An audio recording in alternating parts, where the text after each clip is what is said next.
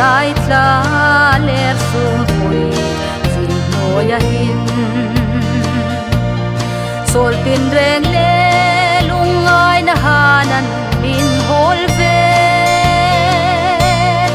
ni sian la khom kasan dam tu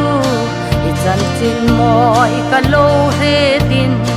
kalungai na po po lo min an chang tir la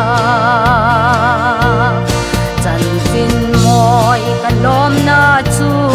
chan chin tha kadam na chu kalal thu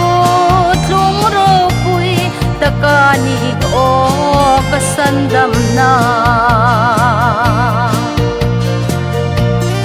sol pui de ram hoi hanin hoi ler sen la khom kasandam tu na mangai na pul pui sunga katlarau len hi thoya ta katlan tu thu tin det tak chu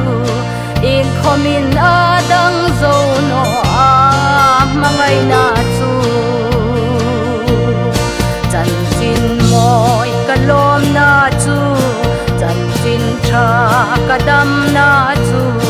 kalal thu tlung ro pui takani o kasandam na